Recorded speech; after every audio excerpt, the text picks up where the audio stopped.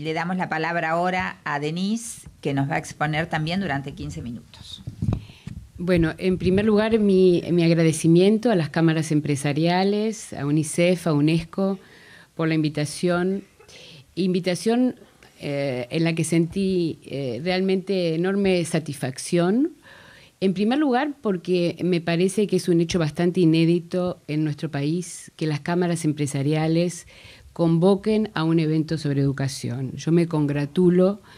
En América Latina, en los últimos 20 años, hemos asistido por doquier a grupos de empresarios por la educación que plantearon muy claramente cuáles eran sus necesidades, sus expectativas para los sistemas educativos, y me parece que esta iniciativa va en esa línea y realmente me congratulo.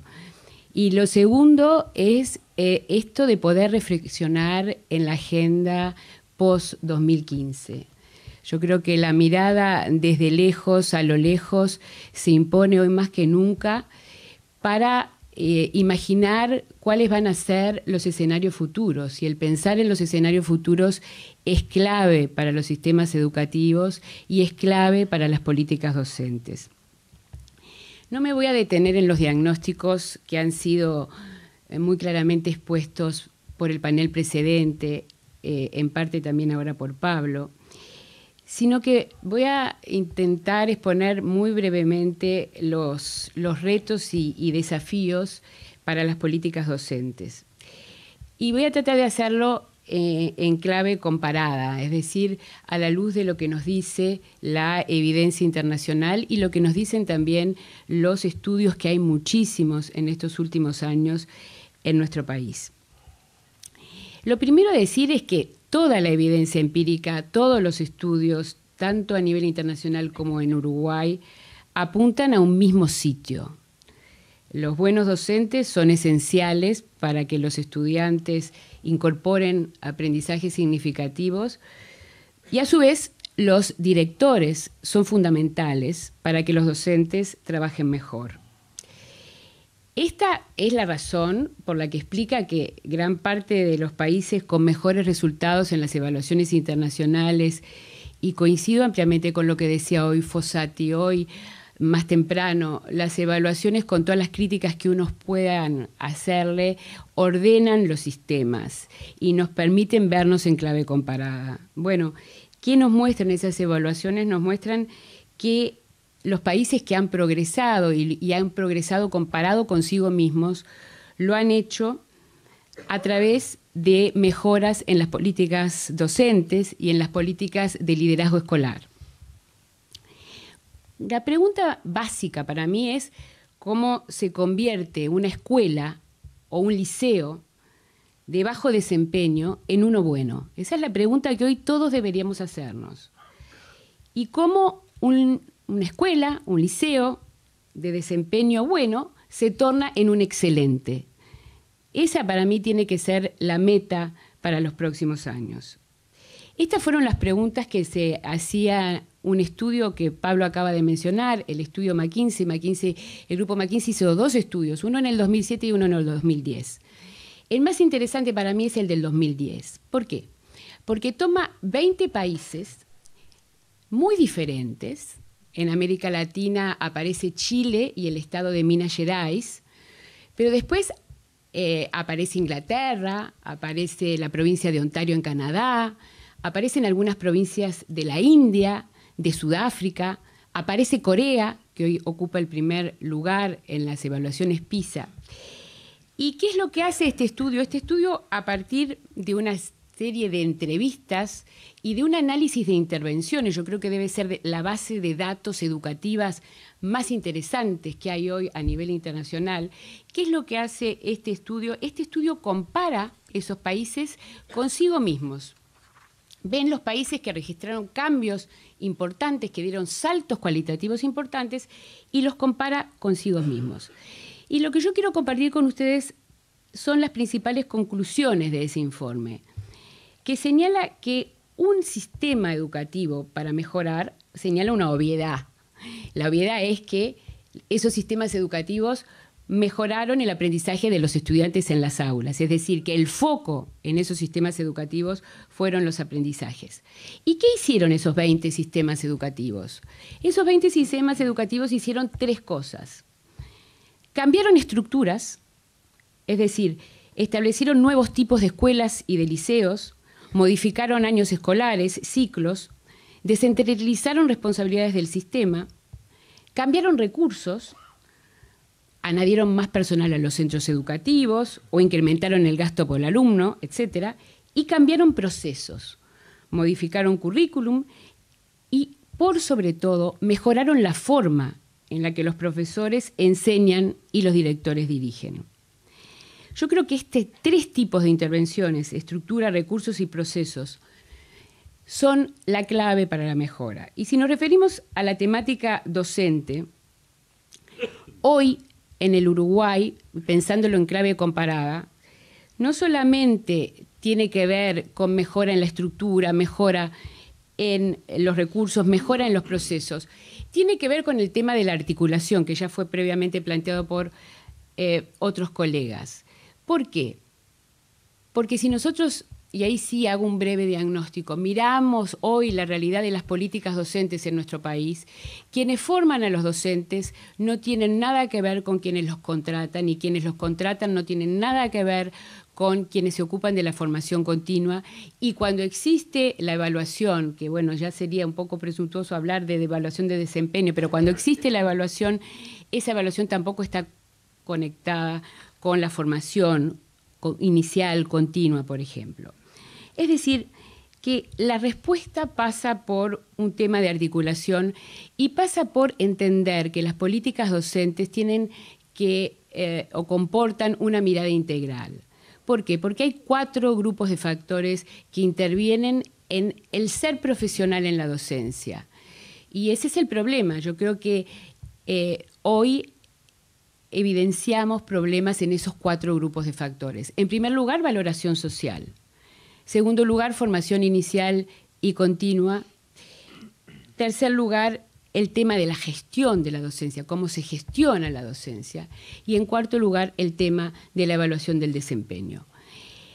Yo le asigno enorme importancia y creo que en eso sí nos debemos detener, porque es una de las problemáticas principales que hoy enfrenta el país, el tema de la valoración social, la falta de atracción que hoy tiene en el Uruguay la carrera docente. Si yo tuviera tiempo ahora de hacer una encuesta aquí y les dijera a todos los aquí presentes, con la mano en el corazón, si mañana viene un hijo, un nieto, un sobrino, el hijo de un amigo, y les dice a ustedes, quiero ser docente, ¿qué le responderían? Sinceramente, le responderían, pénsalo bien, hay otras opciones, el mercado de trabajo ofrece otras oportunidades. ¿Por qué? Porque hoy hay un tema de falta de valoración, es una profesión que no atrae a los jóvenes con mejores resultados en educación media, ha pasado en algunos casos a ser una profesión por descarte, y ese es un elemento importantísimo. Importantísimo porque una sociedad en la que los tomadores de decisiones, los hacedores de políticas, los académicos, la sociedad en general no confía en sus docentes, difícilmente puede lograr cambios. Acá hay un tema que hay que sin duda alguna trabajar en los próximos años y que tiene que ver con el famoso efecto Pigmalión. Solo docentes que están convencidos de que sus alumnos pueden aprender, pueden lograr buenos aprendizajes. Y esos docentes necesitan, en primer lugar, que la sociedad confíe en ellos. Es decir, que para mí, y es una de las claves en todo este tema, hay que elevar el prestigio docente, el prestigio social, el prestigio de los docentes y de la consideración social. ¿Y esto cómo se hace? Pablo lo señalaba, brindando mejores oportunidades de carrera, evitando lo que hoy sucede, que es la corrida hacia los mejores centros. Tendríamos que, en esas salidas de emergencia que tú mencionabas, salvar los primeros grados. Hay situaciones críticas que se producen en los primeros grados, pues el sistema en nuestro país como en muchos otros países de América Latina, está pensado de una manera perversa. ¿Qué quiere decir? Que aquellos que tienen mejores puntajes, generalmente, y es lógico, eligen los mejores centros, los centros que están ubicados en los mejores contextos, cuando los docentes con más expertise deberían ir a los centros donde más se los necesita, es decir, a los primeros grados, a los centros vulnerables. Por otra parte, hay otro efecto perverso, que es que en el Uruguay, como en otros países de América Latina, un docente tiene que dejar de hacer lo que hace bien, que es enseñar, para pasar a ser director o a ser inspector, porque es la única forma que tiene de recibir un reconocimiento material o un reconocimiento simbólico, social. Todo esto yo creo que forma parte de las mejoras que podríamos introducir a mediano plazo. Es decir, hay intervenciones, y en esto yo creo que hay que pensar en una gradualidad, intervenciones que son a corto plazo, e intervenciones que son a mediano plazo, e intervenciones que son a largo plazo. Y yo creo que en esto y sí quiero llamar la atención de las cámaras empresariales, de la sociedad en general, de la prensa. Muchas veces hay un inmediatismo a la hora de considerar los cambios en los sistemas educativos.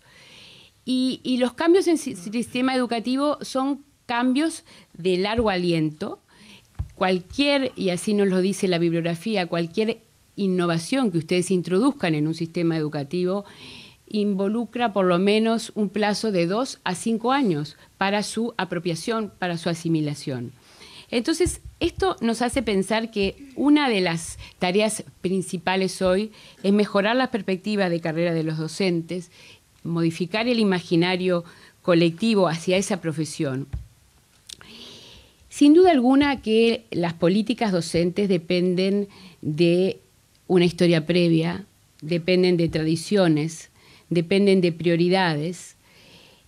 Yo creo que las recetas no existen, pero yo creo que hoy estamos, y los técnicos en eso coincidimos bastante, estamos en condiciones de identificar cuáles son los ingredientes de una buena receta. Es decir, yo creo que hoy en nuestro país sabemos claramente cuáles son los factores y los procesos que actúan positivamente para mejorar las políticas docentes. El tema, a mi entender, y así creo que hay que considerarlo, es que hoy las políticas docentes en nuestro país son un modelo para armar.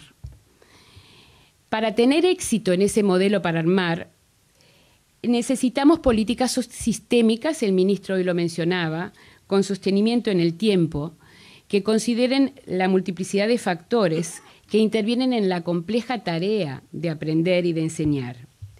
Yo creo que hoy más que nunca necesitamos buenas políticas docentes para que la educación asegure las capacidades, las competencias que los niños, los jóvenes, los adultos van a requerir a lo largo de su extensa trayectoria social y laboral. Y yo creo que para eso las políticas docentes y la educación en general tienen que ser un compromiso de todos. La educación no solamente es un compromiso de las autoridades educativas o de los docentes o de los padres. La educación tiene que ser un compromiso de todos. La educación tiene que asegurar el derecho a aprender en un mundo en donde el conocimiento y la educación tienen un valor fundamental. Es esa hoy la moneda que permite el crecimiento económico, el desarrollo social de un país y la construcción de una mejor ciudadanía. Muchísimas gracias de nuevo a los organizadores por haberme invitado.